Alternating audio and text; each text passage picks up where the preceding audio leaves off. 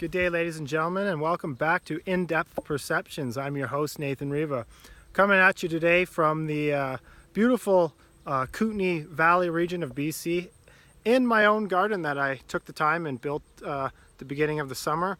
And I thought it would be an unbelievable setting to shoot today's video. It's a beautiful day, not too hot, a little bit of wind, a little bit of cloud. It's been pretty hot here the last month, pretty much, not much rain. But anyways, I want to get into what I want to talk about today, which is how to beat the New World Order and becoming who you truly are as an individual human on this planet.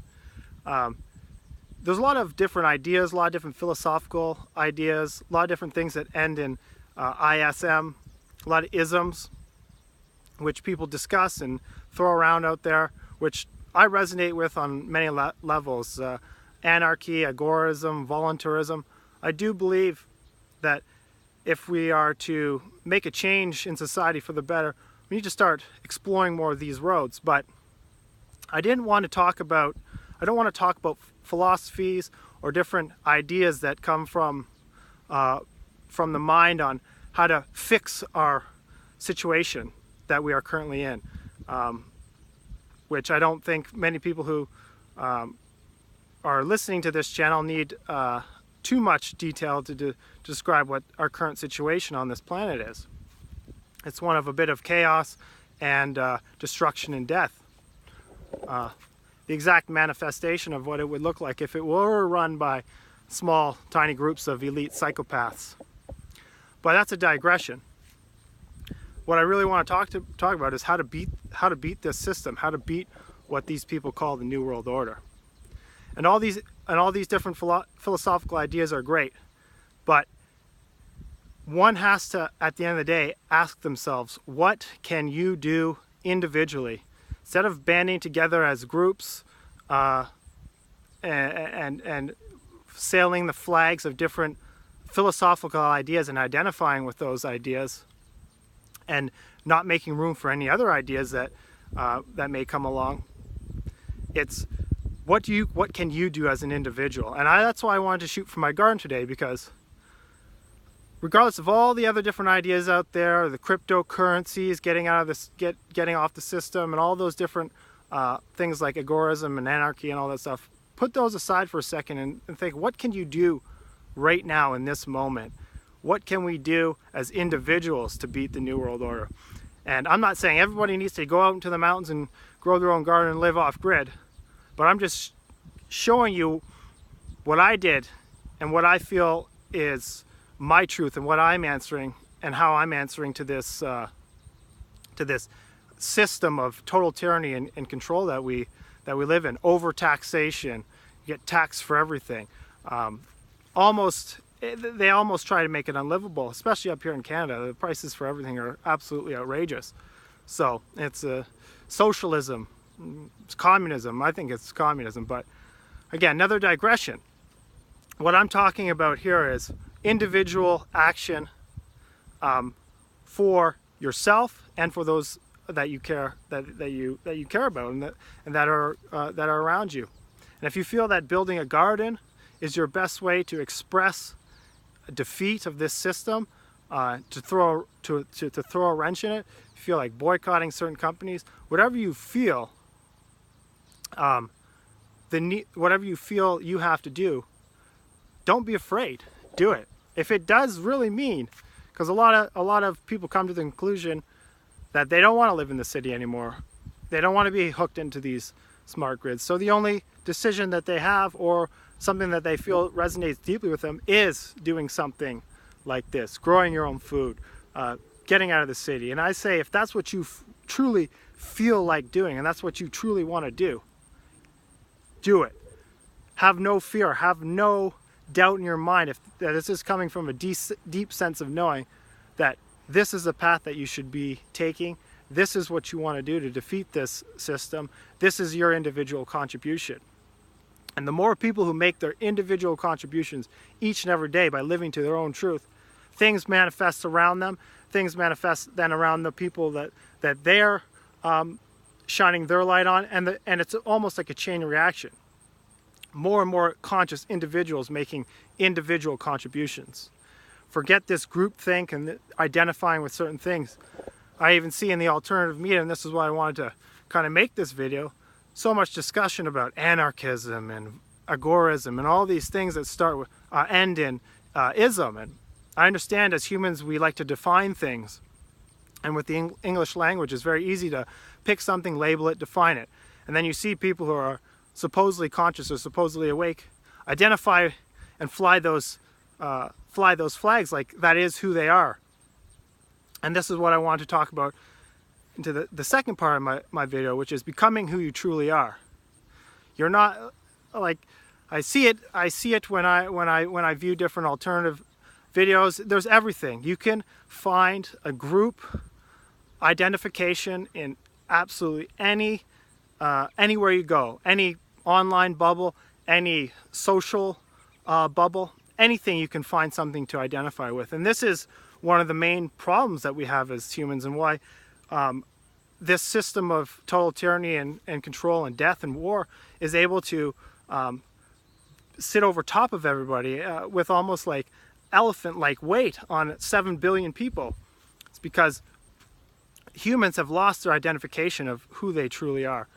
Now, it's taken me a while to come to these conclusions, and some different experiences that I had to go through, which I feel like is part of my own journey. But the ultimate realization is that there is nothing to identify with on this physical realm of reality. People can identify as white, black, Christian, Muslim, anarchist, Jew, Zionist, you name it. Those are all illusory identifications, because at the end of the day, dissolution and the dissolvement of everything physical is a reality, and something that human beings need to get over and need to stop trying to perpetuate these ideological messages and ideological points of view and hang their hats on that and take that to the grave, so to speak, and kill for it, die for it. I don't believe that there's anything necessarily wrong in giving your life for a just cause, if that's what you absolutely have to do. But again, thinking about who we are as human beings, and we're not these labels, we're not these things that we identify with. As your consciousness expands and grows in size, you start to realize that all these petty things that are earthly and physical don't actually matter in the big picture. When somebody's on their deathbed and they ask, well, what are you thankful for in life, or what are you grateful for? No one says that trip or that house or that car or that boat or anything of this physical realm. It's something much deeper than that. It's something that you can't touch. You have to experience. And some people may even think what I'm talking about is a little bit out there, but it is you have to experience it. Some people call it God, some people call it spirituality. Call it what you will, but there's an inherent connectedness between everything. And human beings are just a focal point of consciousness in this vast arena, vast arena of consciousness. And then when you see things like that, or at least for me anyways, when I've started to see things like that, you start to really realize how petty and how ridiculous all these little arguments and squabbles are in this human, in this physical realm. Even the wars that have been started throughout history, how petty that really is in the grand scheme, in the bigger picture of things. It's mind-blowing. And so if we can break away from this self-identification with all these different labels, and again, it happens all throughout society, and it even happens in the so-called awake alternative media, and myself included. I haven't escaped that either. I've done my fair share of self-identification with things as well. So it's not a unnatural thing, but it's, again, growing past this and developing an awareness that is beyond that, beyond these petty things, beyond trying to examine everything with a mind in a fine detailed manner in order to really figure out how to fix society. And we don't really need to do anything to fix society other than be who we truly are and live to our own truth. If we do that, everything else will manifest around itself. And for me, this garden this year, which I'll walk through for you guys and you can kind of see, this garden for me this year was that, you know, putting your truth and your feeling in your heart to action and manifesting something. And now I have tons of food for myself and for my family. And it's a satisfactory feeling. It's a feeling that it's totally unbelievable. It's a feeling of true freedom and self-reliance. And I only plan on going more and more further down that road of total self-reliance. So if you guys enjoy this type of talk and enjoy these types of discussions and want to see more about what I'm going to be doing with this garden and other things I got going on, subscribe to the channel, share the video. I feel like this information is seriously important to get out and is actually lacking in the alternative communities. There's, again, such a focus on every single event that goes on, and a scrutinization of it, and then infighting and all sorts of ridiculous stuff that goes on. Again, very petty, very, very low vibrational type frequency stuff that is happening in supposedly awake communities. So I feel like this is an essential message to get out to people. We really need to see who we truly are, which is awareness, nothing but pure awareness, having a human experience in this physical body, which is unbelievable structure of 100 trillion cells that are all conscious, all doing their own part to make this body function in this plane of existence. So again, the things that people dwell on, and they have these obsessive mind patterns of negativity and destructive thought. As you continue to expand your awareness bubble and you see who you truly are, and you're so much more powerful and so much more beautiful than this society has brought you up to think, a product of random selection and general mutation. It's actually laughable when your awareness expands beyond that ridiculous notion, and that human beings are one of the most beautiful creatures on the planet. We just need to wake up, recondition our minds, and see the beauty in every moment of every single day. So I guess I'll take you on a quick tour. I was going to end it with that, but let's just take a quick tour. I'll flip the camera around. Okay, maybe I won't. What's going on here? But yeah, I just have got your root vegetables, your kale, cabbages, got a lot of squash here, you can see. Got a lot of squash, those are going to be yummy. Tomatoes over here. Got my girlfriend planting a lot of flowers. Got all your herbs, parsley, basil, oregano.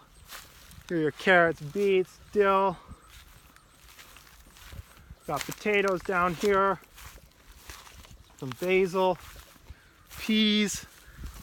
So it was quite the project, and I enjoyed myself thoroughly doing this, and can't wait to continue doing more. And I'm going to be sharing as much as I can with you guys, and hopefully you enjoyed the video. So if you resonate with the things that I talked about, and you really want to make a change, first make a change in yourself, live to your truth and only your truth. Don't live for anybody else, or for this, especially for this unbelievably, ridiculously stupid system. I live in Canada. You can take your socialist healthcare, take all that stuff and shove it up your ass. Don't need it, don't want it, don't care for it. So that's that. Take care, everybody. This is Nathan Riva, and this is In-Depth Perceptions.